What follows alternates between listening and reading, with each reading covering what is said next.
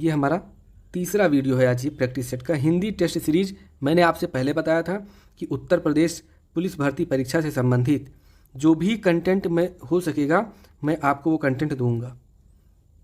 तो ये पुलिस भर्ती परीक्षा से संबंधित टेस्ट सीरीज था। तीसरा टेस्ट सीरीज है आज। इसमें 2 टेस्ट हम लगा चुके, पहला और दूसरा हम लगा चुके हैं। आपने किसी ने भी कमेंट नहीं किया कि आपके कितने मार्क्स बन रहे हैं।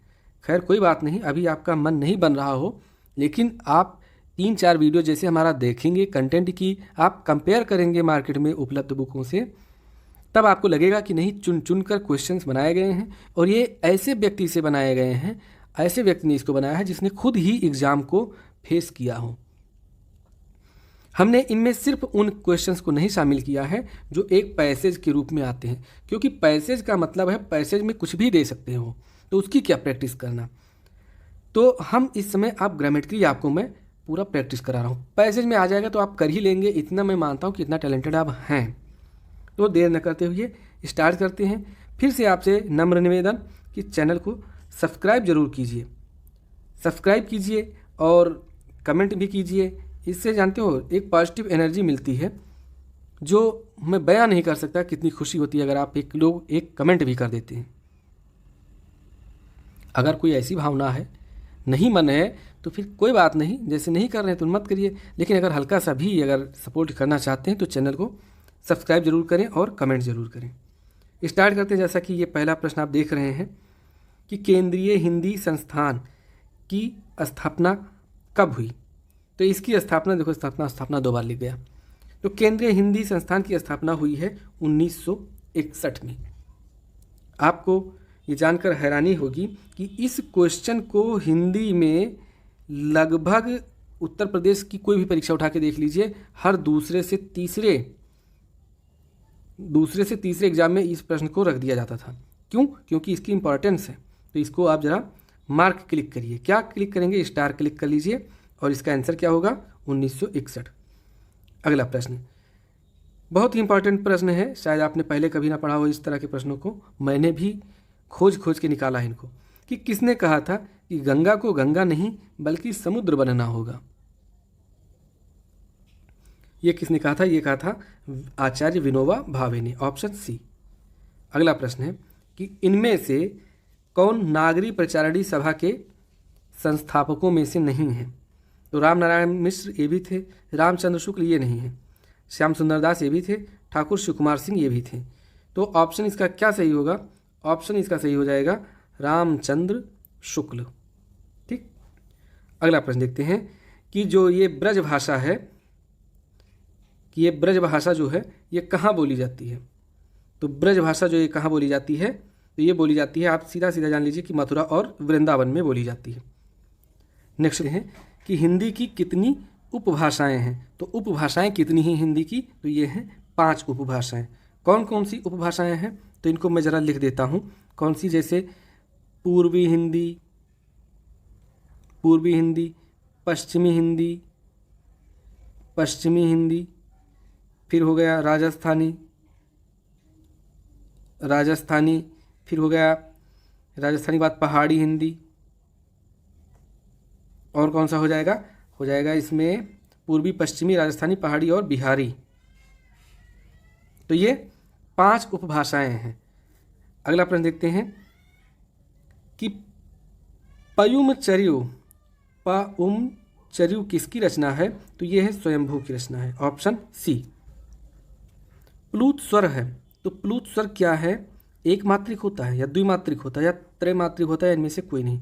देखो स्वर कितने प्रकार के होते हैं? स्वर होते हैं मात्रा के आधार पे 3 प्रकार के। पहला ह्रस्व स्वर, दूसरा दीर्घ स्वर और तीसरा होता है प्लूत स्वर। इसको प्लूत भी कहते हैं और प्लुत भी कहीं कहीं लिखा मिलता है। क्या लिखा मिलता है? प्लुत भी लिखा मिलता है। ठीक। ह्रस्व स्वर में जिसमें मात्रा हो 1, दीर्घ स्वर में मात्रा 2 और प्लूत स्वर में मात्रा 2 से अधिक हो, 3 हो, 4 हो, जो भी हो। जैसे बच्चा कोई रोता है, आ, ऐसे बच्चा रो रहा है ना, तो जैसे रोया, बच्चा रोया, कैसे बोला? आ। ठीक। एक मात्रा, क्या हुआ, ह्रस्व स्वर। फिर बच्चा तेज से बोला, जैसे बोला आ, यानी कि 2 मात्राएं। फिर जब 2 से अधिक हो जाती हैं तो ये हो जाता है प्लूत स्वर, तो ये इसमें आ जाता है। तो ये त्रिमात्रिक आप इसको कह सकते हैं। ऑप्शन सी सही है। क्ष ध्वनि किसके अंतर्गत आती है? बहुत ही अच्छा प्रश्न है, और इसको आप अगर देखेंगे तो मैं आपको करंट से रिलेट कर दूंगा। क्ष ध्वनि का निर्माण हुआ है, तो पहले मैं बता दूं ये संयुक्त वर्ण के अंतर्गत आता है। इसका आप आंसर टिक कर लीजिएगा। फिर मैं इसका थोड़ा विश्लेषण कर दूं। आपने योगी जी का भाषण सुना होगा कि सुरक्षा, क्या कहते हैं, सुरक्षा, प्रदेश की सुरक्षा हमारी जिम्मेदारी है। योगी जी यही तो कहते हैं। सुरक्षा मतलब उनको कहने से ऐसा प्रतीत होता है कि कहते हैं सुरक्षा, तो यही तो लिखा हुआ है। ये जो का और आधा का और प्लस ये, इसको कहते हैं मूर्धन्य सा। ये मिलकर क्या बनता है? यही तो मिलकर बनता है एक क्षत्रिय वाला छा। इसको छा नहीं बोलते हैं, इसको बोलते हैं छा। आधा का पहले आ जाना चाहिए, और अगर सही प्रोनाउंसिएशन इसका करना हो तब इसको कहते हैंक्षा, क्षत्रिय, क्षत्रिय। ठीक, इस तरह से बोला जाता है। तो ये संयुक्त वर्ण है। अंतस्थ व्यंजन कौन सा है? तो अंतस्थ व्यंजन है ला। और कौन से? 4 अंतस्थ व्यंजन, या, रा, ला और वा। ये क्या है? अंतस्थ व्यंजन। पा कौन सा है? तो पा है ओष्ठ व्यंजन, ओष्ठ। चा कौन सा है? ये तालव्य है, तालव्य। टा कौन सा है? मूर्धन्य है। ठीक, अगला प्रश्न देखते हैं, 10 नंबर प्रश्न। आर्यावर्त में कौन सी संधि है? आर्यावर्त में तो आर्य और प्लस आवर्त, ये मिलकर बना है क्या? आर्यावर्त। इसमें देखो आ है, ठीक, आ निकालेंगे तो यहाँ आधा या बचेगा, यहाँ आधा रहा है और यहाँ हो जाएगा आ, और यहाँ पे यहाँ और यहाँ आ वर्त। अब इसमें ज्वाइंट होगा तो ये क्या बन जाएगा? ये बन जाएगा आ, और ये जब आ बन जाएगा तो ये किसमें जुड़ जाएगा? इसमें जुड़ जाएगा। तो यहाँ पे आर्य, आर्य लिखा है तो आर्या हो जाएगा, और फिर ये जाके ये ऐड हो जाएगा, तो टोटल शब्द क्या बनेगा? आर्यावर्त। और ये किस संधि के अनुसार बना है? तो ये दीर्घ संधि के अनुसार बना है, और ये दीर्घ संधि जो है ये किसका भाग है? तो ये स्वर संधि का भाग है। मतलब ये चारों जो संधियाँ लिखी हुई हैं स्वर संधि की ही भेद हैं। ठीक है, तो ऑप्शन इसका ए सही होगा। अगला प्रश्न, निरर्थक का सही संधि विच्छेद क्या है? तो निहि प्लस अर्थक, तो कौन सा हो जाएगा? निरर्थक का निहि और प्लस अर्थक बन जाएगा क्या? निरर्थक। कौन सी संधि है? तो इसमें विसर्ग संधि है, विसर्ग संधि। अगला प्रश्न, शुद्ध वर्तनी वाला शब्द है, कौन सा है? डमरू। ये देखो लिखा है डा मा, और रा पे देखो जब ऐसी मात्रा चढ़ती है तो ये डमरू होता है, जबकि हम बोलते हैं कि हाँ डमरू, तो ये रा में हल्का सा टच होकर फिर मात्रा लगती है डमरू के लिए। ठीक, तो ये गलत है। मेढक नहीं होता, मेढक होता है, ये बिंदी नहीं रहेगी, मेढक। ठीक, ये जागृत, ये सही शब्द है, क्योंकि आपने देखा होगा लिखा ये जागृत, ये गलत है। सही वर्तनी क्या है? जागृत। झांसी भी गलत लिखा है, झांसी, जहाँ पे चंद्र बिंदु रहती है, झांसी। तो ये आप ज्ञान की चीज़ पाए, कमाल की चीज़ पाए। अशुद्ध वर्तनी वाला शब्द कौन सा है? देखो द्रष्टव्य लिखा हुआ है, सही है ये। द्वारका लिखा है, ये भी सही है। धैर्यता लिखा है और बाजार लिखा है, बाजार भी सही है, धैर्यता ही इसका करेक्ट आंसर है। देखो धैर्य धीर से बना है क्या? धैर्य। क्यों और कैसे बना है इसका भी एक अलग प्रोसेस है, तो उसको मैं बाद में बताऊंगा, वो जब मैं प्रत्यय पढ़ाऊंगा। तो ये आप जान लीजिए कि धीर से बना है धैर्य। तो धैर्य एक विशेषण हो गया, धीर संज्ञा है और धैर्य क्या हो गया? विशेषण हो गया। तो इसमें ता नहीं लगेगा, ये खुद ही विशेषण है तो ये ता नहीं लगाते हैं, ये धैर्यता जो लिख गया इसीलिए ये गलत हो गया। अगला प्रश्न, तत्सम शब्द है अंडी, अंडी तद्भव है, अंडी का तत्सम क्या होता है? एरंडी होता है अंडी का तत्सम। अवलोचना, अवलोचना तद्भव है, तो इसका तत्सम क्या होता है? आलुंचन, आलुंचन। आश्चर्य, ये भी क्या है? ये भी तत्सम है, तद्भव है। और इसका तत्सम क्या होता है? इसका होता है विस्मय। विस्मय। आपाक, आपाक है ये तत्सम शब्द है, तत्सम शब्द है। और इसका तद्भव क्या होगा? इसका तद्भव होगा आवा, आवा। अगला प्रश्न देखते हैं, तद्भव शब्द कौन सा है? गैरिक। गैरिक क्या है? ये सब तत्सम, इसमें से 3 तत्सम लिखे हुए हैं, 1 तद्भव है।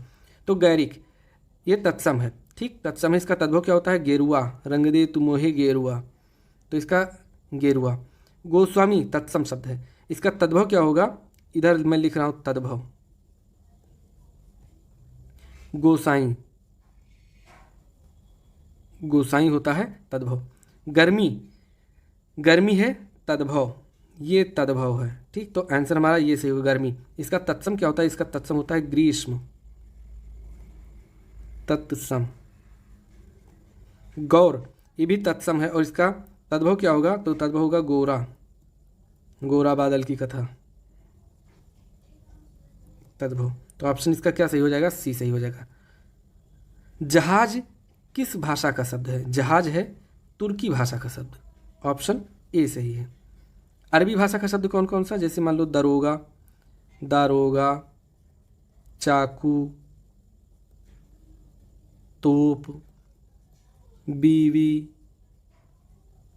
लाश, ये सब क्या है? अरबी भाषा के शब्द हैं।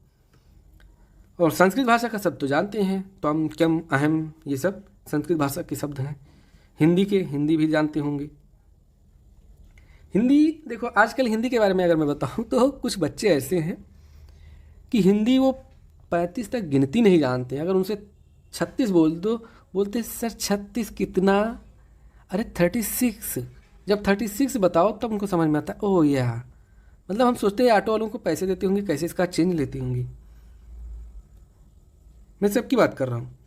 वे शब्द जिनके सार्थक खंड ना हो उन्हें क्या कहते हैं? उन्हें कहते हैं रूढ़ शब्द। रूढ़, योग रूढ़ और यौगिक, ये तीनों रचना के आधार पर बनने वाले शब्द हैं, ठीक। हमने बताया था पहले वीडियो में, मैंने बताया था रूढ़ शब्द क्या होते हैं।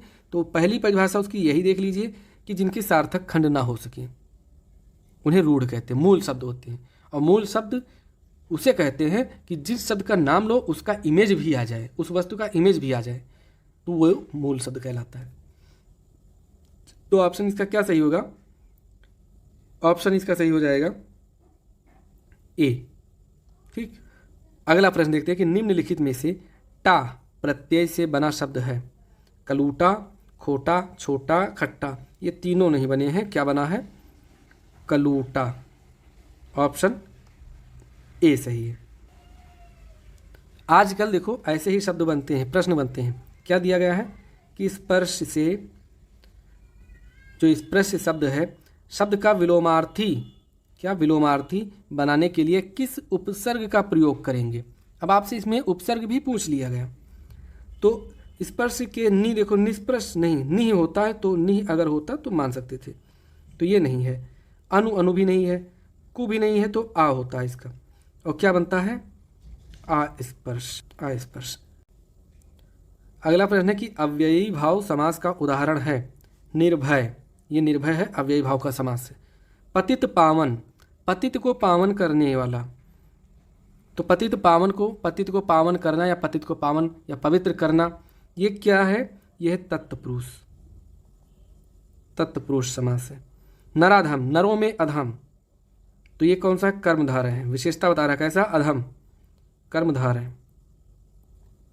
धर्माधर्म, इसका संधि विच्छेद करेंगे तो ये आएगा धर्म और प्लस अधर्म। तो जहाँ पे दो विलोमार्थी शब्द होते हैं एक दूसरे के, तो वहाँ पर द्वंद्व समास होता है। दोनों पद क्या होते हैं? दोनों पद होते हैं इसमें, प्रधान पद होते हैं इसमें।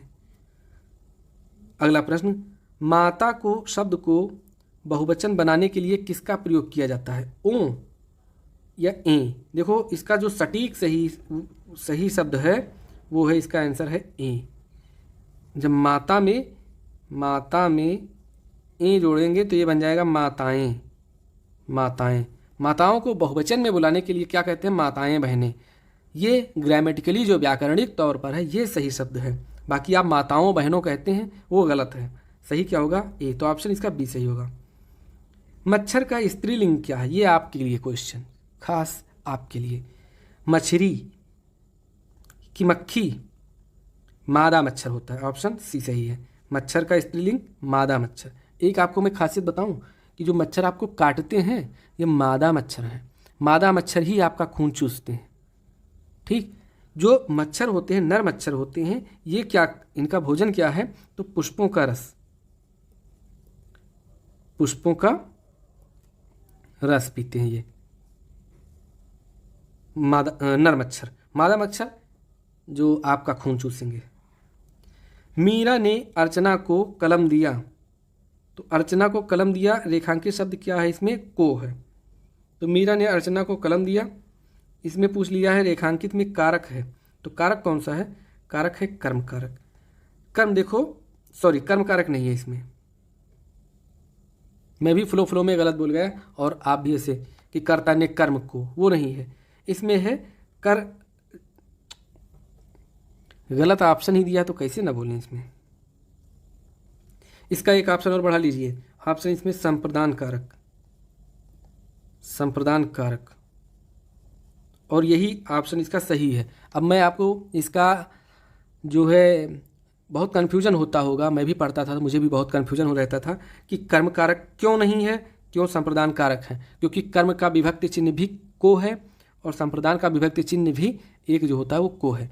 तो देखिए संप्रदान कारक जो है, संप्रदान, संप्रदान का अर्थ ही है, इसमें दान लगा है मतलब देना।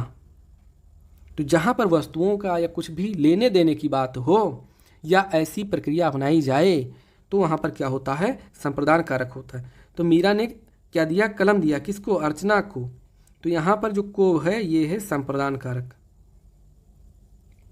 संप्रदान कारक है, कर्म कारक नहीं है, ध्यान मत दीजिएगा उधर। प्रयोग के अनुसार सर्वनाम के मूलतः कितने भेद होते हैं? और ये पूछा गया था वीडियो 2018 में, तो ये होते हैं 6 भेद। ऑप्शन बी सही है। विशेषण मूलतः कितने प्रकार के होते हैं?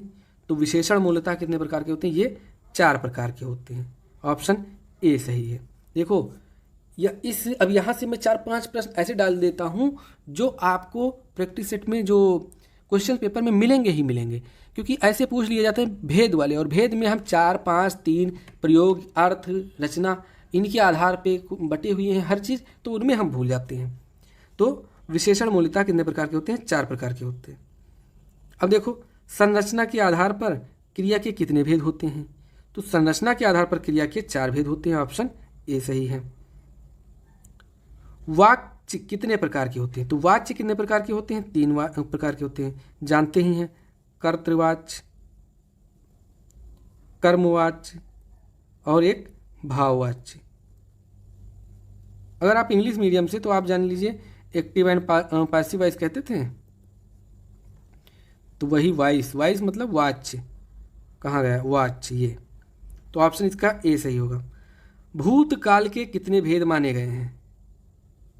ऑप्शन प्रश्न क्या है कि भूतकाल के कितने भेद माने गए हैं? तो भूतकाल के 6 भेद माने गए हैं। ऑप्शन डी सही है। कौन कौन सा 6 भेद आपको लिखा दूं?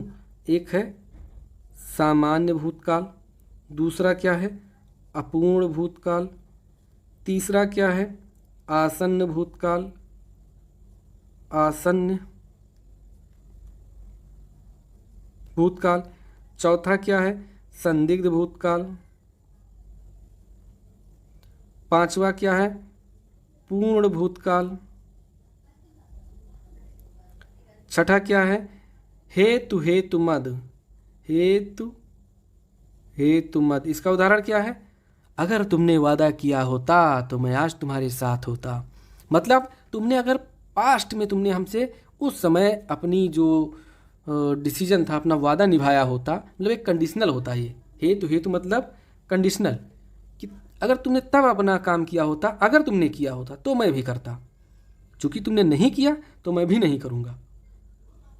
और ये ऐसा होता है क्या? अगर तुम मुझे पैसे दोगे तो मैं तुम्हें ये चीज़ दूंगा। ये भी एक बात दूसरी शर्त पे आधारित है।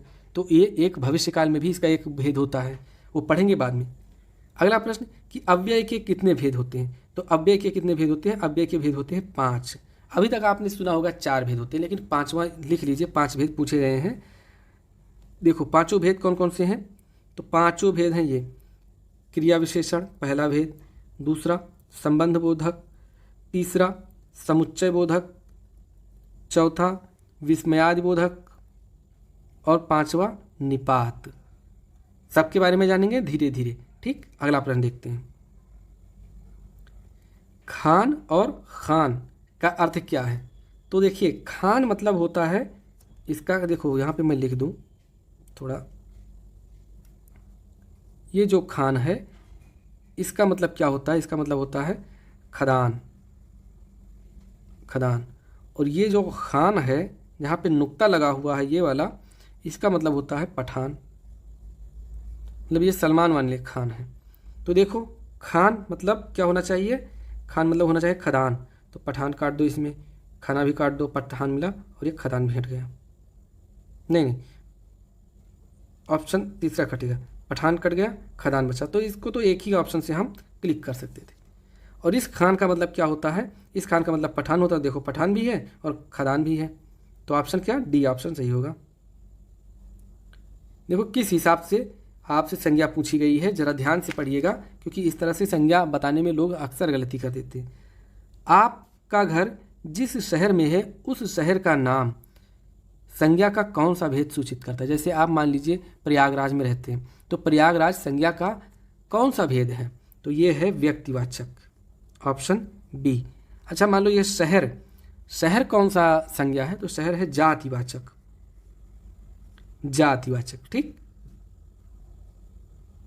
समूहवाचक क्या हो जाएगा? समूहवाचक संज्ञा बताइए कुछ आप, कि जो ग्रुप को इंडिकेट करती हूँ। जैसे कोई हो गया संस्था, संस्था कैसी संज्ञा है? ये समूहवाचक है। भाववाचक क्या हो जाएगा? भाववाचक हो जाएगा बुढ़ापा, बुढ़ापा, प्रेम, पिपासा, ये सब भाववाचक संज्ञा है। अगला प्रश्न देखते हैं। आकाश का पर्यायवाची नहीं है, बड़े धुरंधर हो पर्यायवाची में, तो बताओ। आकाश का पर्यायवाची नहीं है अनंत, अंबक, खगोल, तारापथ। अब आप इसमें से ज़्यादा से ज़्यादा कौन से जानते होंगे? अनंत को जानते होंगे, खगोल को जानते होंगे, ये दोनों नहीं जानते होंगे। मैं बता रहा हूँ आपको, परेशान बिल्कुल भी नहीं होना है, क्योंकि आपके साथ मैं हूँ। अंबक मतलब अनंत, देखो अनंत भी है, ए ऑप्शन सही है, सी सही है, डी सही है। पर्यायवाची पूछा गया नहीं है, तो नहीं कौन सा है? अंबक। अंबक मतलब क्या होता है? अंबक मतलब होता है आँख। अब आपको मैं थोड़ा कोरिलेट करता हूँ एक श्लोक से। ओम त्र्यंबकम महा, देखो त्र्यंबकम कहते हैं, त्र्यंबकम मतलब 3 आँखों वाले। 3 आँखों वाले कौन? भगवान शंकर, त्रिनेत्र शंकर। और उन्हीं के तो श्लोक में है ये, ओम त्र्यंबकम यजामहे सुगंधिम पुष्टिवर्धनम, ऐसे ही कुछ है, मुझे याद भी नहीं है पूरा। अगला प्रश्न, अधः का विलोम क्या होगा? तो अधः का विलोम होगा ऊपरी, ऑप्शन बी। आवश्यकता से अधिक बरसात के लिए एक शब्द क्या है? तो आवश्यकता से जब अधिक बरसात होती है तो उसके लिए कहते हैं अतिवृष्टि। अनावृष्टि मतलब जहाँ बरसात हो ही ना, बरसात ही ना हो ही ना, बाढ़ तो है ही नहीं यहाँ पे। अल्पवृष्टि मतलब जहाँ बरसात कम हो, तो ऑप्शन सी सही है। अगला प्रश्न, रचना के आधार पर वाक्य के भेद होते हैं, तो 3 भेद होते हैं। कौन कौन से होते हैं? तीनों जरा सरल, संयुक्त, मिश्र। अब अगर आपने इंग्लिश ग्रामर में पढ़ा होगा सिंपल, कंपाउंड और कॉम्प्लेक्स, तो आपको पता चल जाएगा। इनको मैं अलग, अब अगले क्वेश्चन में इनमें सरल, संयुक्त और मिश्र से एक एक शब्द दूंगा, मतलब अगले 3 प्रैक्टिस सेटों में। बस आपका क्लियर हो जाएगा वाक्य। बस जुड़े रहिए, तारतम्यता बनाए रखिए। मैं एक प्रश्न पिछले सेट में देता हूँ तो उसी से रिलेटेड दूसरा प्रश्न इसमें देता हूँ। ठीक, तो अगला प्रश्न देखते हैं। बड़े धुरंधर राणा जी, आइए लगाइए इसको। ऑप्शन ये, शुद्ध वाक्य पहचानिए। क्या कह रहा है? शुद्ध वाक्य पहचानिए।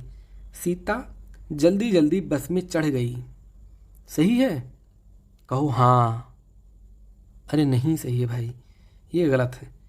विष्णु के अनेकों नाम हैं, ये भी गलत है। वह बहुत बड़ा चालाक है, ये आप कहेंगे कि यही सही है क्योंकि आप इसी को इस्तेमाल करते हैं।